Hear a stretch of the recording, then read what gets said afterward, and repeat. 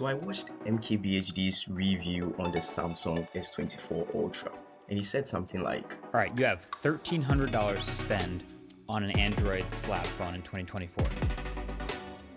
Why would you get any other phone? No, seriously. Why would you get any other phone? and so I also asked myself that question. Why would I get any other phone? I mean, the phone has good performance, good battery, an advanced camera system, and a decent price for a flagship phone. I mean, it's expensive, but it's fair. So I asked myself this question: why would I get any other phone? And the thing is, I wouldn't get any other phone because this is basically the ideal phone until the OnePlus 12 came out. And oh my gosh, I'm like, what the? Phone is just so good.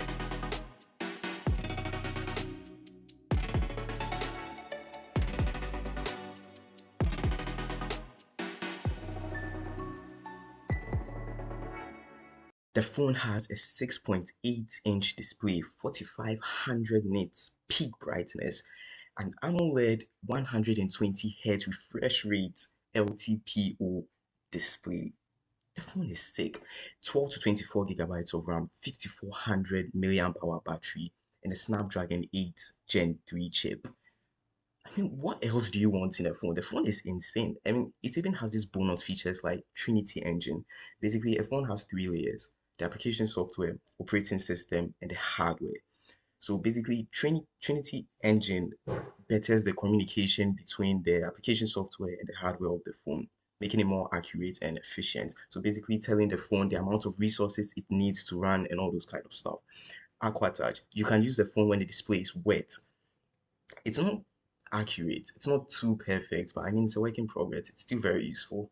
PMC, power management chip, custom display chip, PWM. Basically, each pixel on a phone emits its own light, right? We're talking about AMOLED right here. And when you reduce the brightness of the screen, each pixel tends to reduce its color accuracy. So basically, PWM disallows that. It actually refreshes the screen at 2160 Hz per second as you reduce the brightness of the screen to attain that level of color accuracy.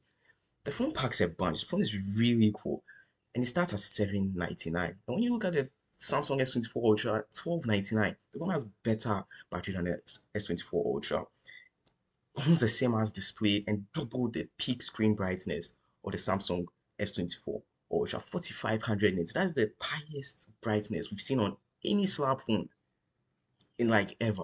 And this is insane. I feel like the price just changes everything. That's basically why I'm making this video, because the price is just like so unique comparing it to a phone like the S24 Ultra. And the performance test, I mean, the performance of the S24 Ultra is better than the OnePlus 12.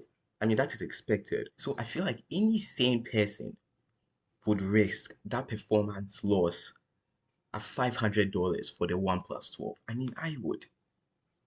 $500. And when you talk about the iPhone 15 Pro Max and the iPhone 15 Pro, I did a video on that, and the benchmarks didn't really make any sense because the 15 Pro was better than the 15 Pro Max. But it didn't make any sense in the performance, right? And it was 200 more than the 15 Pro Max, the price. And it was like, just for the camera, why would you pay $200 more for that? And it's the same case with this, $500 more than the S20, less than the S24 Ultra, just because of the cameras. It's insane. But there's a catch. The phone is perfect. Not perfect. It's good, almost perfect. It has good performance, good battery. Basically, it's perfect, but it's not. The camera is really good. Top tier flagship level camera, really good. But when you put it side by side with the S24 Ultra, it doesn't stand a chance. You just don't do that. The S24, like, it's a far cry. The gap is just too freaking long. It just doesn't make any sense. But like I also always tell myself, and also if you've noticed in my videos, performance over camera. So this is no big deal. Like I wouldn't change my mind or have second thoughts about getting the OnePlus 12 just because of the camera.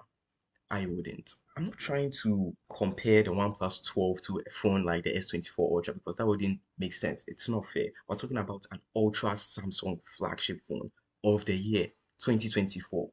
Basically, no phone is going to compete against it this year. The OnePlus 12 just can't compete with that. But inevitably, if OnePlus decides to bring a Pro model or an Ultra model of the OnePlus 12, that's when I can say Samsung is in really deep. Like no cow. So basically, the whole unique thing about the OnePlus 12 is the price. All these specs, all these hardware beauty at $799 at that price range. OnePlus is just really trying to set this kind of level for these other phone companies that they wouldn't be able to reach, all because of the price. A flagship phone with all these specs could be at a higher price, like the S24 Ultra, but the OnePlus has taken it upon themselves to reduce the price and still have it packed with all these insane features. It's insane. I can't really stop thinking about it. And so the OnePlus 12, it's a good phone, good battery, good performance, good camera. It has everything you need in a flagship, mid-range, or low-end phone. Why would you get anything else? The OnePlus 12. Thank you for watching this video, and I'll see you in my next one. Take out.